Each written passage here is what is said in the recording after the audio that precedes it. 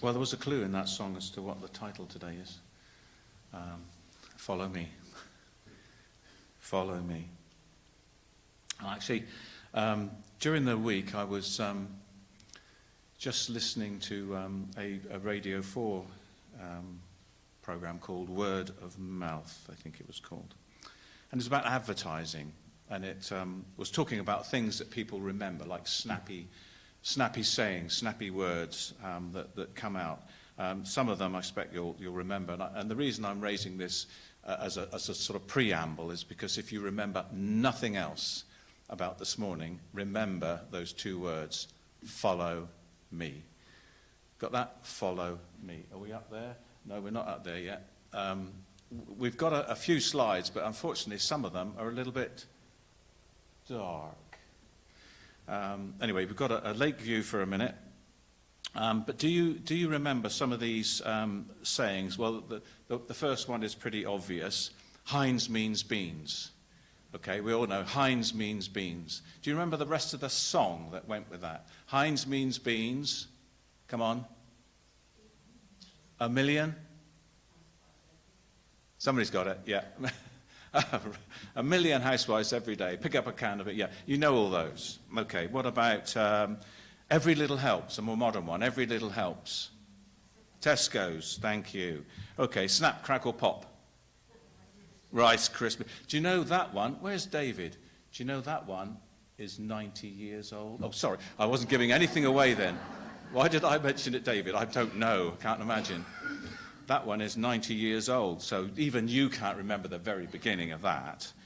Quite. Okay, good food costs less at Sainsbury's. Well, excuse the pun, but that one's a bit of a mouthful. What about, they're great? Frosties, okay, thank you. And this one I probably wouldn't have got, Obey Your Thirst. No, I couldn't have got that one. Sprite. Nobody drinks Sprite, obviously. And then, of course, you've got more obvious things like have a break, have a Kit Kat, or a Mars a day helps you work, rest, and play. But anyway, I just raised that for some completely, random reason. But it's about remembering and how easy it is to remember things. So, follow me. If you forget everything else, follow me. And the challenge we got this morning to address is not to follow the adverts, but only these two words. Now, I know we haven't read from the scriptures yet. Don't panic. They'll come up while I speak. We'll take that in small chunks as we go. That's why we haven't actually read through from Matthew 4 yet. And I thought we would look at this under three headings. Where, what, how. Some good old basic questions when you're preparing a sermon. Where, what, how. Now, because the application for this morning is all intertwined through the talk, I'm going to use the second person personal pronoun, you. But you includes me. So we'll have, where did Jesus find you? What were you doing at the time?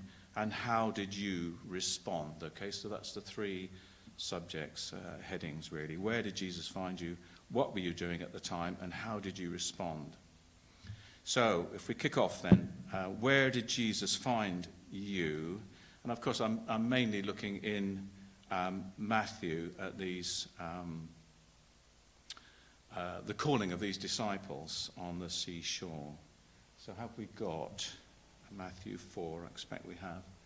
When Jesus heard that John had been put in prison, he withdrew to Galilee. Leaving Nazareth, he went and lived in Capernaum, which was by the lake, in the area of Zebulun and Naphtali, to fulfill what was said through the prophet Isaiah, land of Zebulun and land of Naphtali, the way of the sea beyond the Jordan, Galilee of the Gentiles.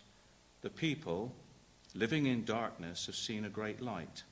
On those living in the land of the shadow of death, a light has dawned.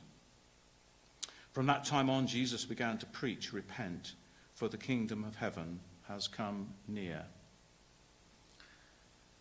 Now, a little bit of sort of background, geography, history, on where were these disciples? And I was a little bit puzzled at first as to why this area of geography is referred to as the land of darkness, and that the people were in the shadow of death. It seemed a bit of an odd one. Now, I know we often spiritualize this and say, well, before we're saved, we're often in the land of darkness. And maybe that can be applied, but that geographically, that applies around the whole world. But why this particular piece of geography here in what we call Israel today, the Holy Land, why is it referred to as a land of darkness up in the north of Israel, around the Lake of Galilee? Well, in 2 Kings 15 and verse 29, we've got these words. In the time of Pekah, king of Israel, Tiglath-Pileser, king of Assyria, came and took Leon, Abel, Bet-Maacah, Janoah, Kadesh, and Hatzor. He took Gilead and Galilee, including all the land of Naphtali, and deported the people to Assyria. Now, this land has been attacked many, many times. It was part of a main route from the north, and foreign armies would often use it to invade the promised land. And this whole area, I don't know if we've got the next slide. Sorry, it's probably nearly impossible to see. And I meant to bring one of my runner bean canes so I could point, but I forgot. But this is, I don't know, can you see at the back anything of it? Make it out a little bit. So right at the top, it's right up above Lebanon, really. So that lake there is Galilee. So the little blob above it is the Hula Lake. So this is the whole invasion route that was used many, many times. Now, the point of raising the 2 Kings 15 one with this guy Tiglath-Pileser is he invaded down through from the north into the Holy Land, into the Levant area, or the Palestine as it was at times, just about the time of Isaiah. So Isaiah, who's writing these words, it's hot news for him at the time he's writing.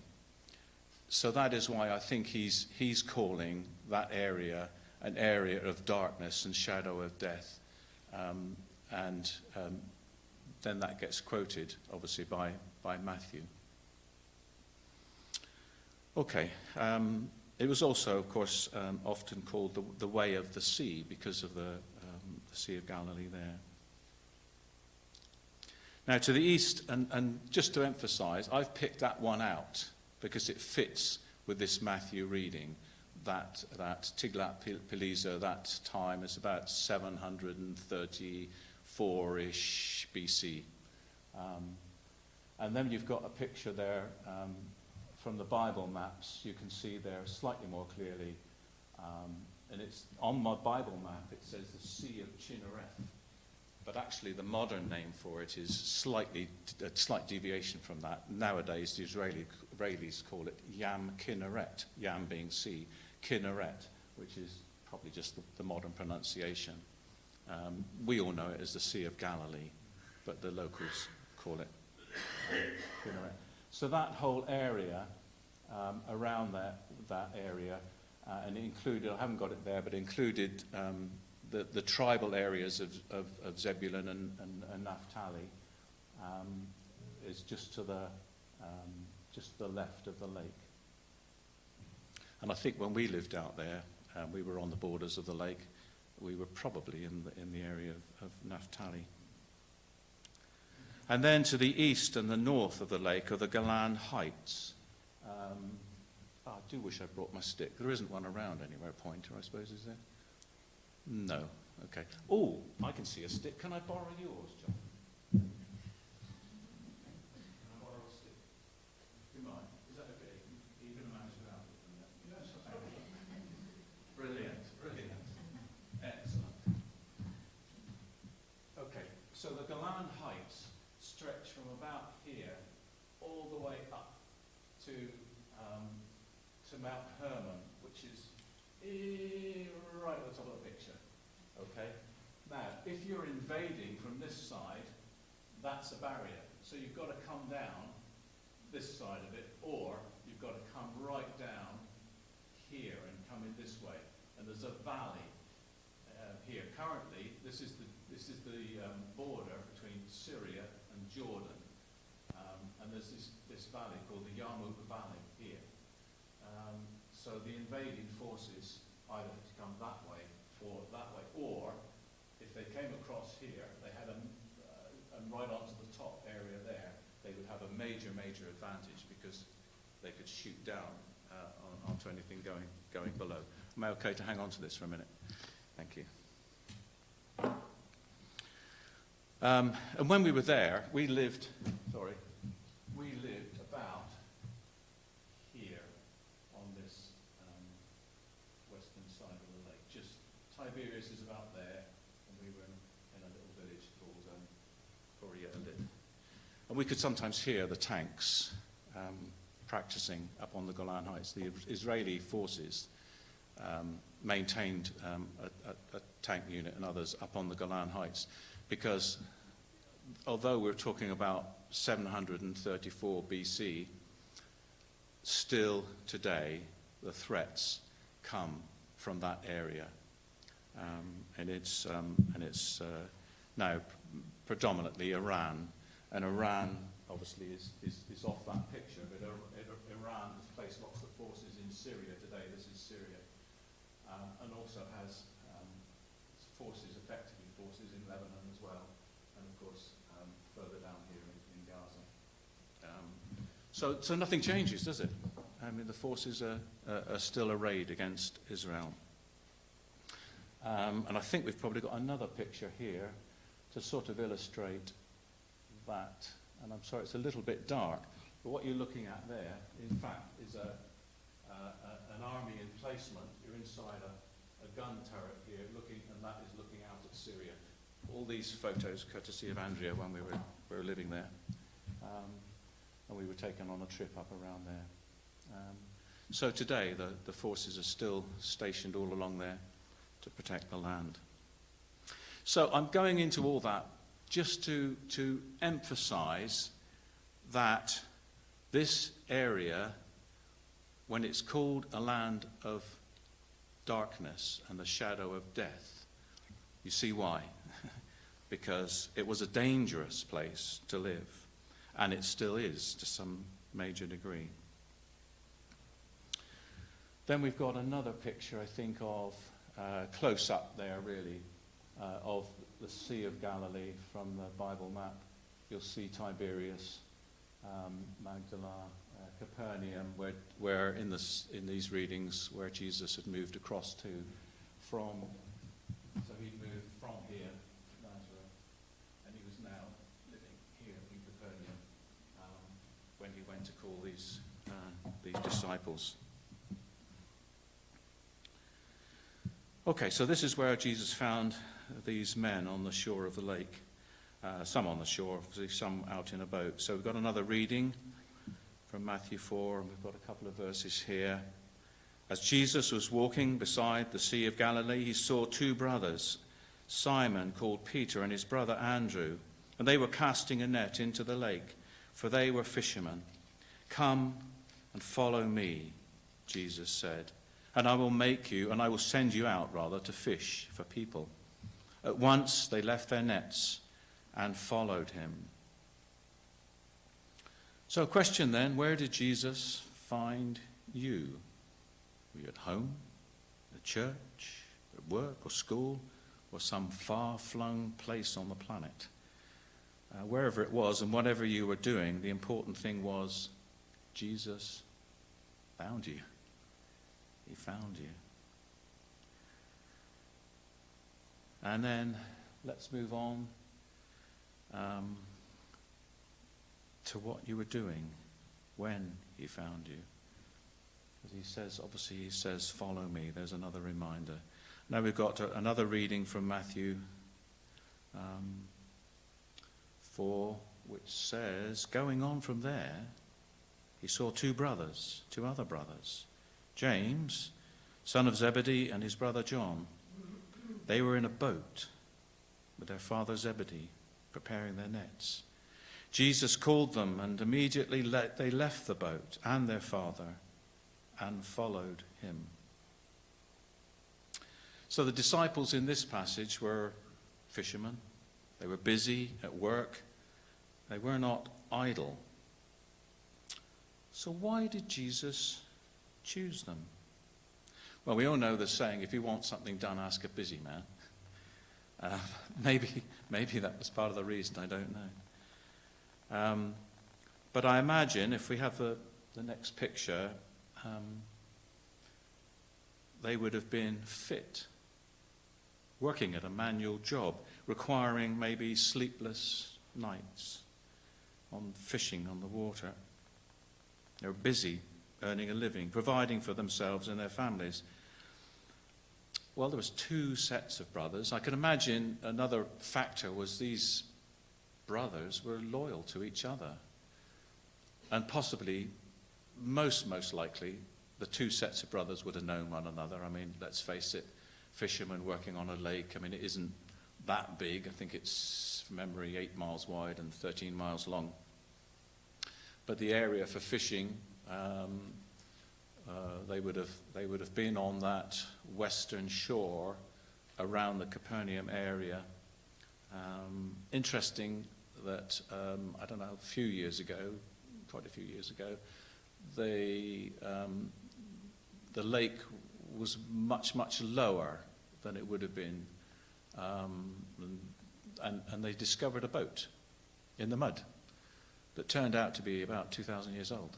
And they managed, and it was a major exercise, to extract these timbers from the mud. They encased it in some special resin or something, and then floated it down around, and you can go and see it now. It's on view from 2,000 years ago on that western shore. So I imagine there was loyalty. There was one of the factors there, and these folks no doubt helped one another out when they needed. You can imagine two sets of brothers with a bit of a problem. Here, mates, come over and give us a hand. So straight away, Jesus has 1/3 of his team that were quite a practical and possibly tight-knit group who knew how to work together to get a job done. So then, as well as where were you when Jesus found you? Next question, what were you doing when Jesus found you? Were you busy? What were you doing?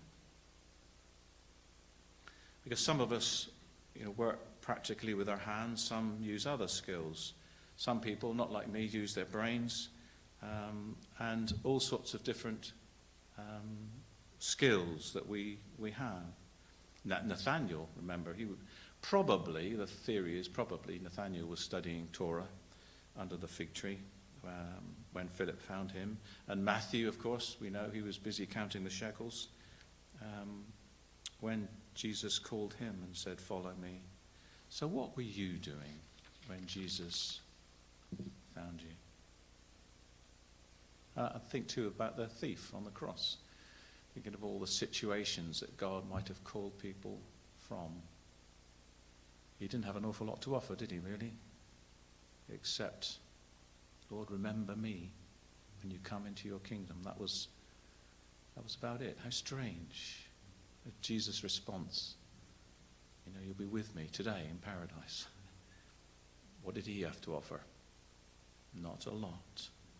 Not a lot. You see, whatever you were doing when Jesus found you, what really matters is he found you. That's what really matters. He found you. Remember too that he looks for the lost ones. He goes after us like the lost sheep in the parable.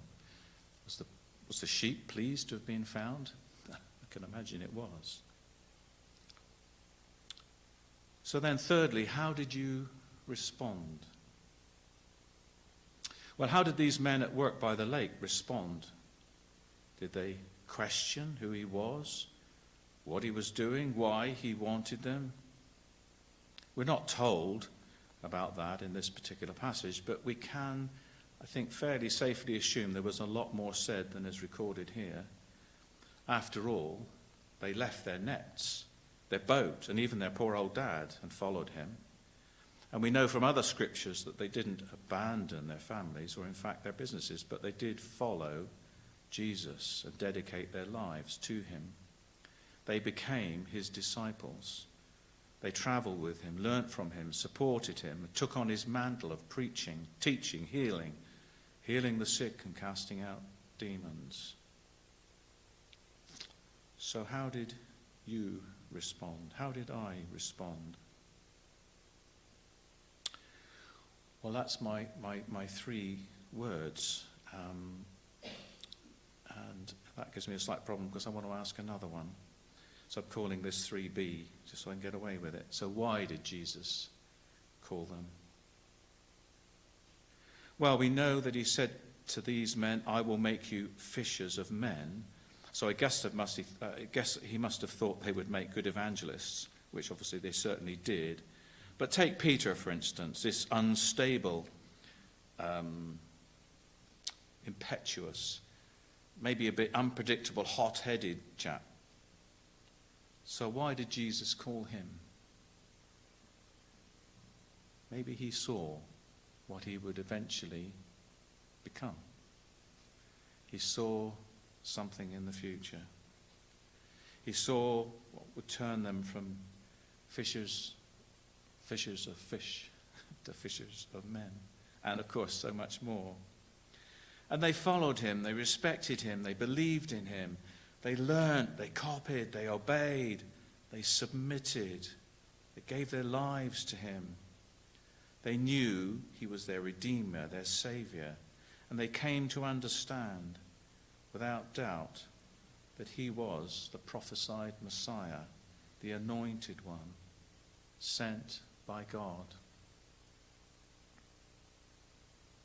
Can you imagine, just for a minute, what it must have been like to know this about this man, to know all this about this man, and then to be stood talking to him, to be sitting down for a meal with him, walking from place to place with him. Why did he call them to follow him? Well, because he not only believed in them, but he also believed in himself and what he could do and what he would do if they let him.